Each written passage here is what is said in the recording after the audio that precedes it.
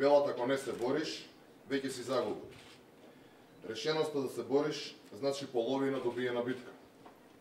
ВМРО ДПМН одбра борба против оваа власт. Влезе во битка за Македонија, во моменти кога на власт се наоѓа неодговорна, криминална и неспособна политичка елита. Денес се случува вистинска драма.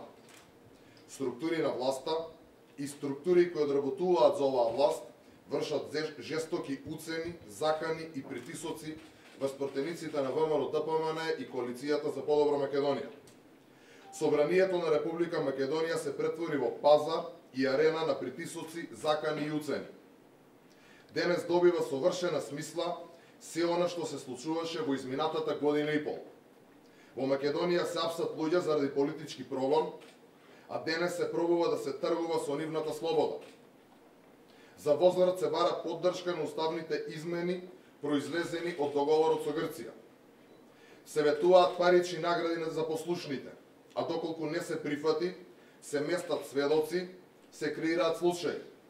Се врши влијание врз блиски роднини на пратениците. Се врши заплашување. Политичкото обвинителство да обвинува, политизираното судство да суди, а Заев да договара, товари или ослободува луѓе. Ќе споменам неколку примери. На еден пратеник му се понудени 1 милион евра за да гласа за договорот. Истите се одбиени. На друг пратеник му се понудени 2 милиони евра. На трет 250.000 евра. Сето ова е одбиено, бидејќи достоинството нема цена. Се работи за нашата татковина. Дополнително се активираат полициски структури, структури на безбедносните служби, а околината на самото собрание е под обсада на ликови со бричени глави кои се познати на подземјата. Господине Заев, има ли алал во ова? Дали сте свесен, господине Заев, што правите и во каков амбис ја водите државата? Тргнете ги рацете од волјата на народот и оставете пратениците слободно да одлучуваат. Никаде во светот нема киднапирано собрание и расправа која ќе се закаже се додека се постигне потребното мнозинство за кое власта решило дека мора да се постигне. Ова е невиден преседан. Се ова ќе ви се врати како бумеранг. Ова не се демократски вредности, ова не е за Европска Македонија за која наводно се боревте. Ова е диктатура на неколкумина врз мнозинството. Ова што Заев денес го нарекува обиди за создавање на мнозинство, во реалноста е насилие.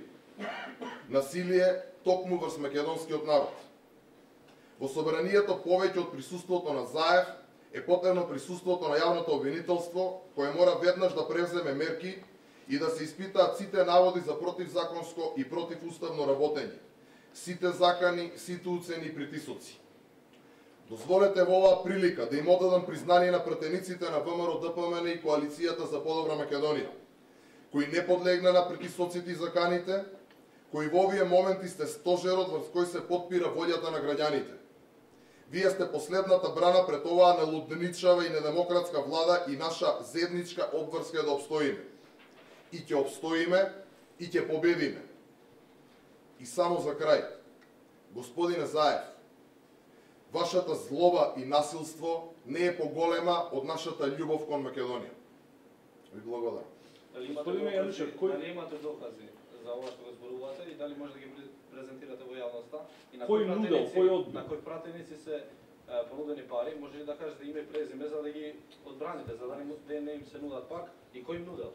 Со цел за да се заштити идентитетот и пратениците се заштити како такви, повикуваме токму затоа јавното обвинителство веднаш да ги испита сите овие наводи, да се дадат исказите и да се излезе во јавноста онака како што е редот во една правна држава.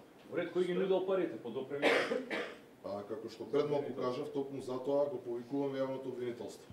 Сметам дека во овој момент и во оваа тешка и траурна ситуација во оваа држава е потребно да продолжиме со нашата борба без при тоа да му наштетиме токму на оние кои што се на самиот браник во оваа борба. Спремни се вашите пратеници да сведочат доколку бидат повикани во јавното обвинителство? Значи, како што кажав, јавното обвинителство е тоа кој што треба да испита сите овие наводи кои што денеска ги изнесов. Споменавте дека околу собранието има луѓе со бричени глави. Која е нивната, според вас, која е нивната улога таму и дали можеби се подготвува ново сценарио кое што би ја втурнало Македонија во нова безбедносна криза? Не само политичка, туку и безбедност. Се надевам дека ова сега што го кажавте не е вистина.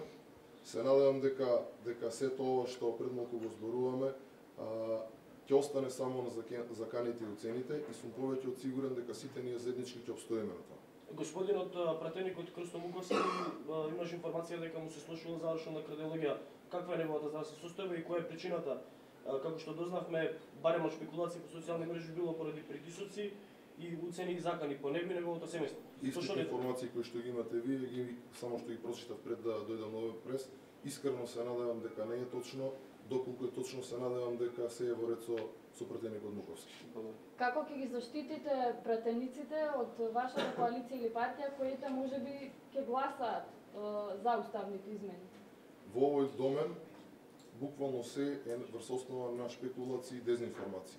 Од тоа што го слушавме, еве да го земеме само овој ден, слушавме најразлични шпекулации, до овој момент немаме апсолутно никакви потврдени барем информации во однос на тоа дека некој од нашите, односно од пратеничката група на ВМРО-ДПМН и коалицијата за подобра Македонија ќе даде поддршка на овој договор. Во 9-та закажана седницата ќе бидат присутни пратеници на ВМРО-ДПМН? Да, ќе бидат присутни. Уште еднаш ќе ве прашам, дали се спремни вашите пратеници и очекувам други прашања? Конкретен одговор да се појават во овој и да сведочат? Веќе два пати ви одговорив на прашањето. Спремни се да сведочат? Дека самата партија врши притисок во своите пратеници. Апсолутно дезинформација и шпекулација, како и се ова што се случува во овој период. Мислам дека токму денешниот ден и присуството на Заев цел ден во собранието на Република Македонија е доволен демант на ова што сега ме прашавте.